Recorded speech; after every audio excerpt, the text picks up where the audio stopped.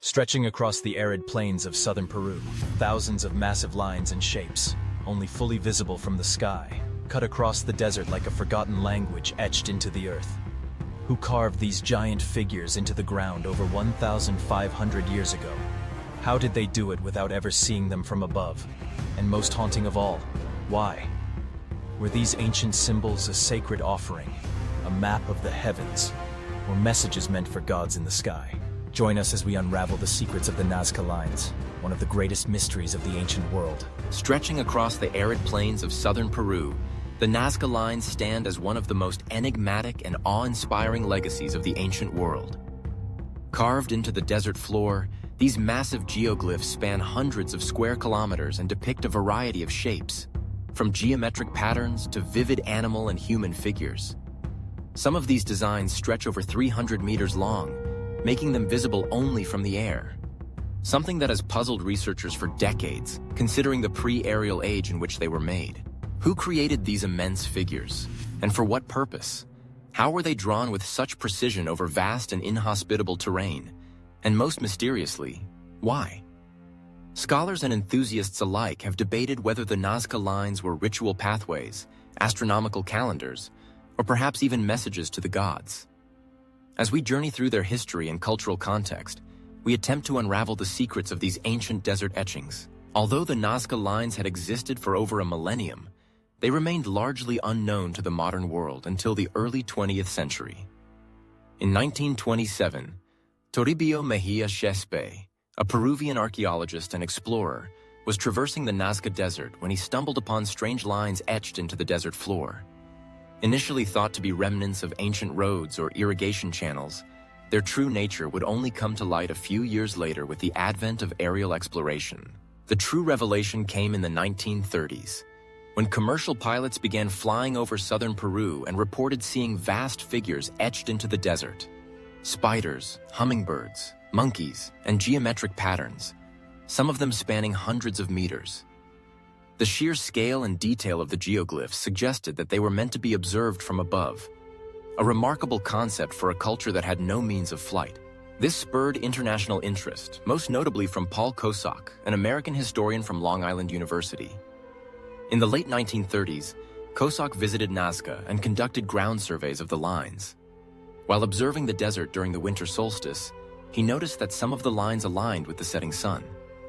This led him to propose that the Nazca Lines might be part of an astronomical calendar, linking their construction to celestial events and agricultural cycles. Kosok's work was continued and expanded by Maria Reiche, a German mathematician and archaeologist who dedicated her life to studying and preserving the Nazca Lines.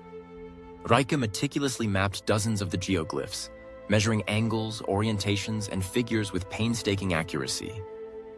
She reinforced the astronomical theory, proposing that the lines served as a celestial observatory for the Nazca people.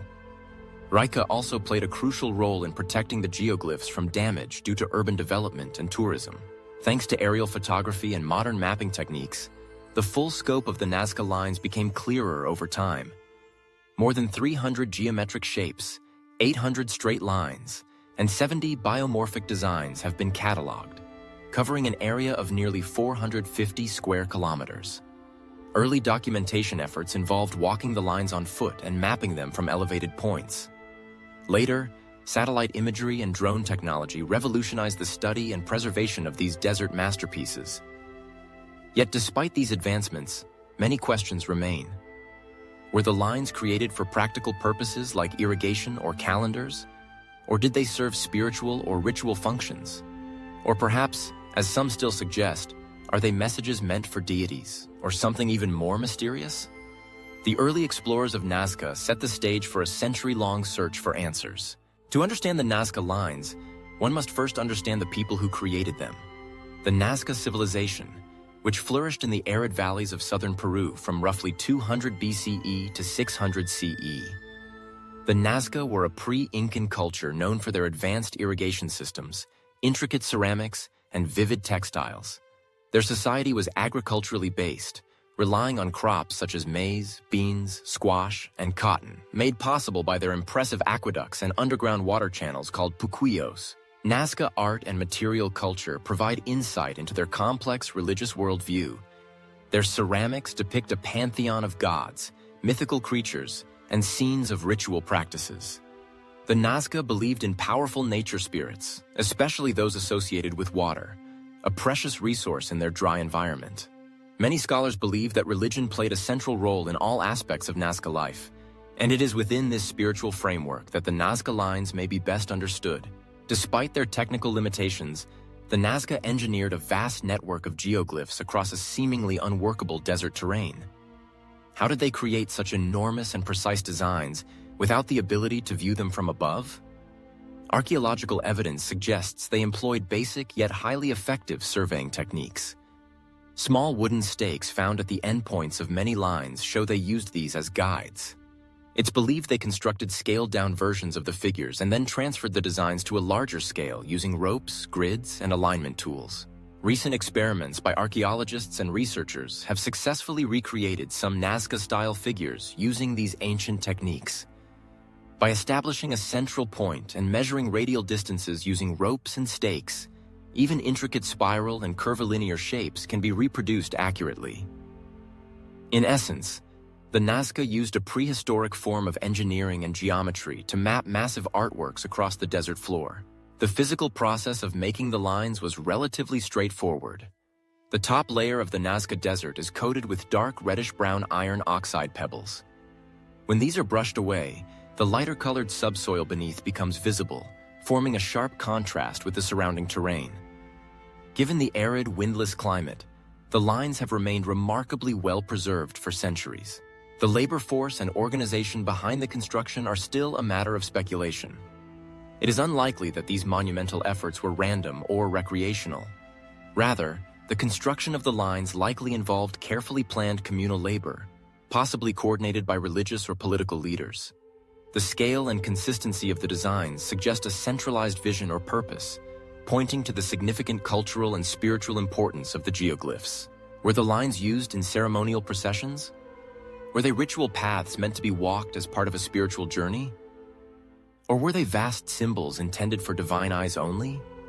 These questions highlight the deep interconnection between Nazca society, religion, and landscape.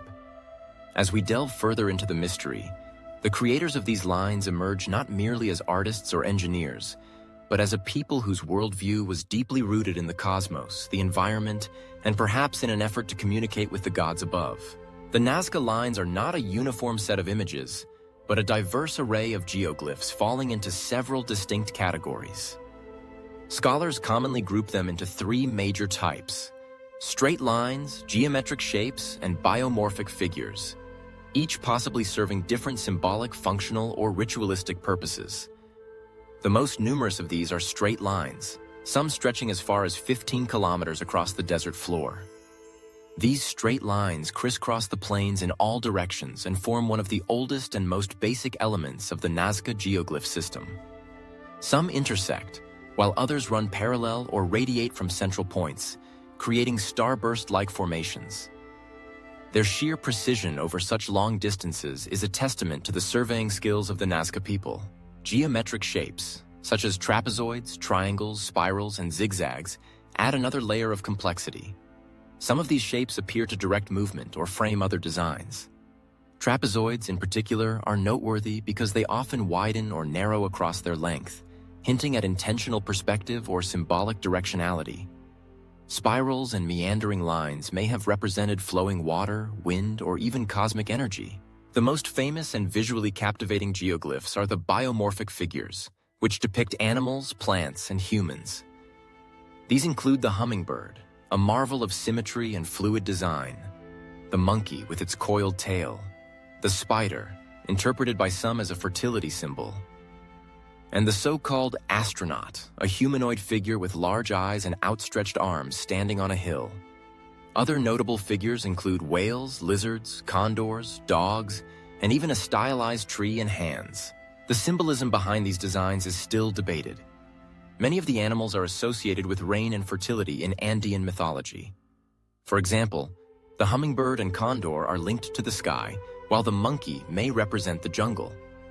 The spider, which emerges during the rainy season, is often connected to agricultural renewal. Some scholars argue that these images were part of a ritual landscape, communicating with the gods of nature, particularly those governing water, a vital resource in the dry Nazca region. Researchers have also noted celestial alignments within the Nazca Lines. A number of straight lines appear to align with the solstices, equinoxes, and astronomical bodies such as Orion's belt.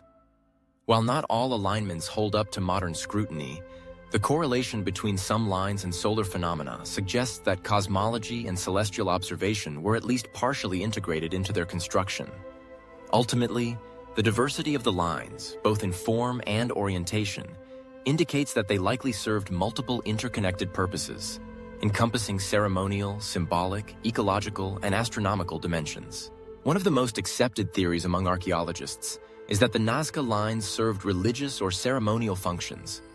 In this view, the lines were part of ritual pathways, walked during ceremonial processions, possibly related to fertility or water rituals. The arid desert climate of the Nazca region would have made water a sacred and highly contested resource. Many of the animals depicted, like the spider, monkey, and hummingbird, appear seasonally or are associated with water sources in Andean cosmology.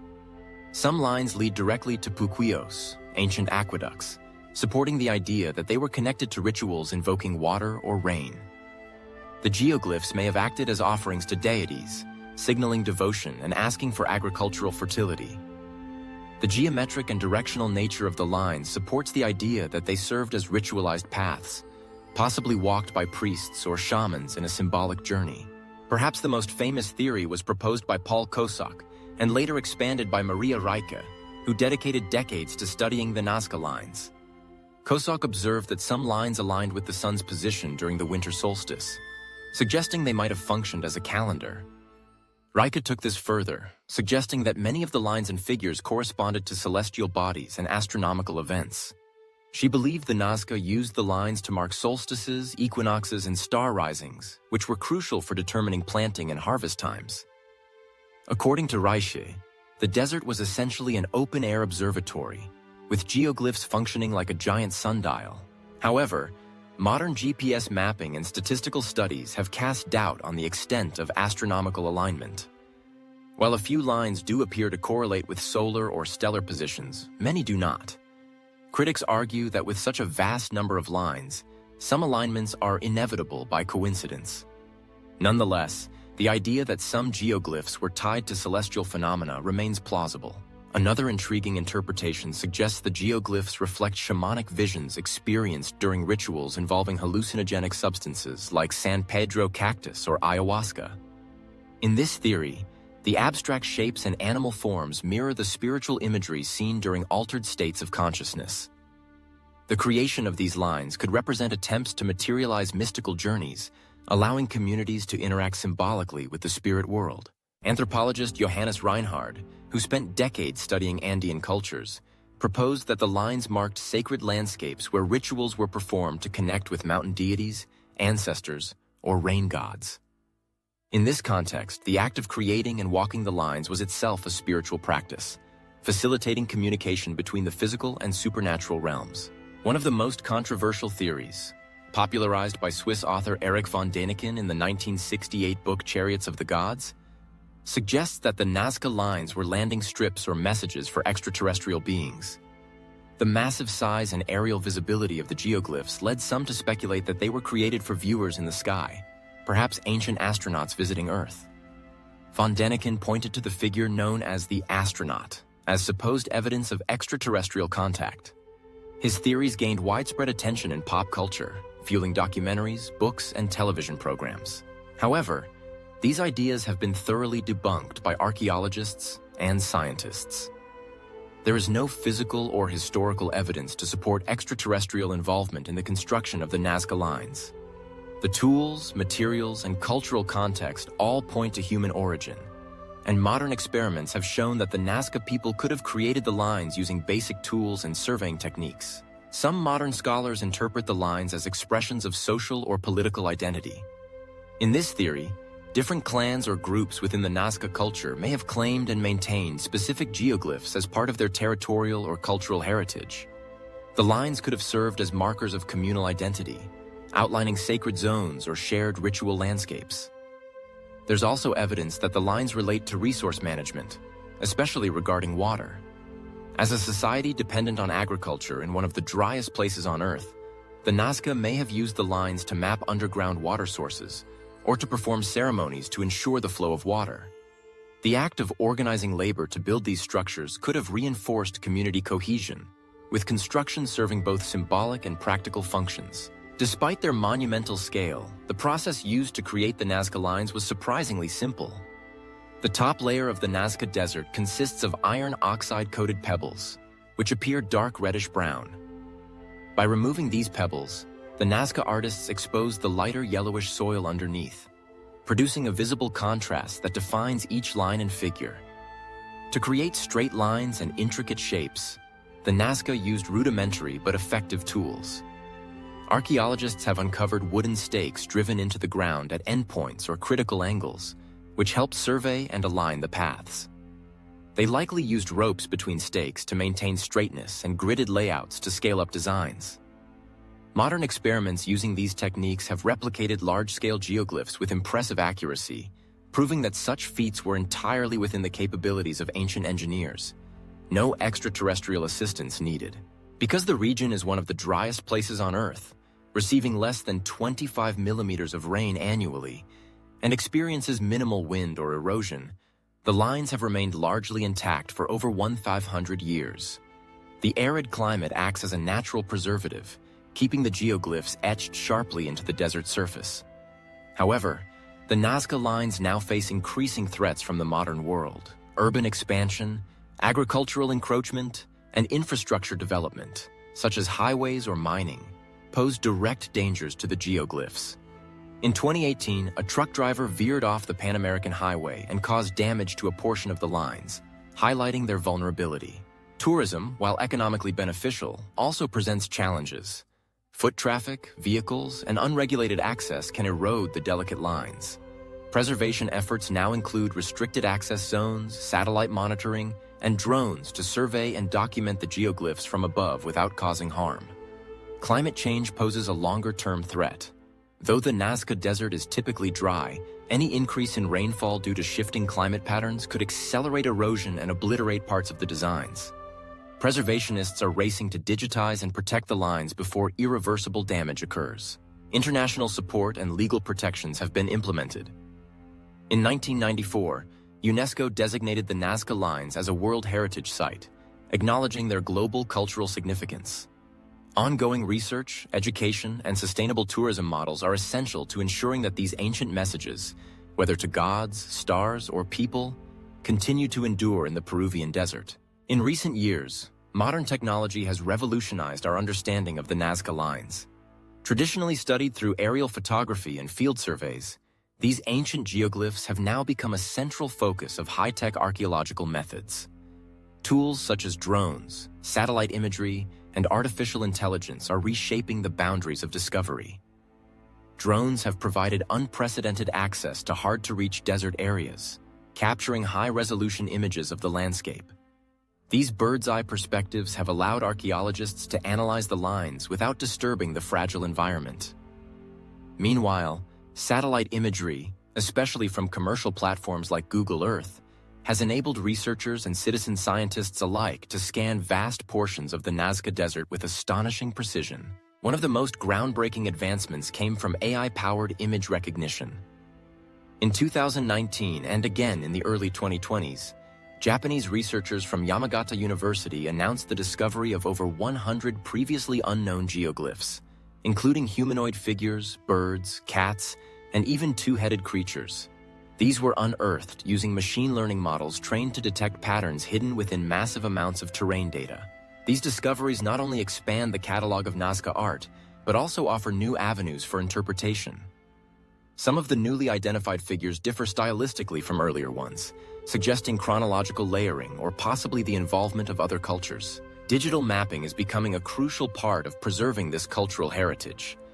With climate change, urban expansion, and tourism threatening the delicate geoglyphs, creating detailed permanent digital records ensures they are documented for future generations. This technological bridge between past and future makes it possible to continue studying the Nazca Lines while protecting their integrity. In 1994, the Nazca Lines were inscribed as a UNESCO World Heritage Site, recognizing their outstanding universal value. This official designation elevated the geoglyphs from regional wonders to global treasures, emphasizing their importance not only to Peru but to the cultural heritage of humanity. For the people of Peru, the Nazca Lines are more than archaeological curiosities. They are a source of national pride and cultural identity. They are frequently featured in Peruvian art, literature, and education. Children learn about them in schools, artists reimagine them in contemporary works, and tour operators use them to connect visitors with the country's ancient past. Local communities play a vital role in their preservation. Many residents of the Nazca and Palpa regions work as custodians, guides, or researchers, helping to balance the line between tourism and conservation. Their intimate knowledge of the landscape and heritage provides valuable insights for scientific teams and government agencies. However, balancing cultural preservation with modern development is a challenge. Illegal encroachments, such as unauthorized road construction or agricultural activity, have damaged some lines. In response, the Peruvian government, in cooperation with UNESCO and international partners, has intensified monitoring efforts and educational outreach to promote stewardship. Today, the Nazca Lines stand as a profound reminder of how ancient societies communicated their cosmology and values. Their integration into modern Peruvian life underscores their enduring relevance. As symbols of human creativity, they bridge the ancient and the modern, the sacred and the scientific, continuing to inspire awe and inquiry worldwide. The Nazca Lines remain one of archaeology's most compelling enigmas. Across windswept desert plains, giant hummingbirds, spiders, and serpentine lines stretch silently, their purpose still shrouded in mystery. Were they celestial calendars? Ritual pathways? Messages to the gods? Or perhaps reflections of inner, altered states of consciousness? Each theory, whether grounded in astronomy, spirituality, or social symbolism, offers a glimpse into the minds of the ancient Nazca people. Some suggest that these lines charted the heavens, tracking solstices or sacred stars. Others believe they were part of elaborate religious ceremonies to appease deities and ensure rainfall. A few, more speculative, see echoes of shamanic visions or even alien visitors, though these ideas remain outside mainstream archaeology. As we grapple with modern challenges of climate change, cultural erosion, and environmental degradation, the preservation of the Nazca Lines takes on added urgency. They are not just relics of a forgotten past, but enduring symbols of humanity's capacity for wonder, creativity, and reverence. In the end, perhaps the most powerful truth about the Nazca Lines is this: even if we never fully decipher their meaning, they will continue to speak. Across centuries and cultures, they invite us to imagine, to question, and to respect the mysteries that lie etched in the sands of time.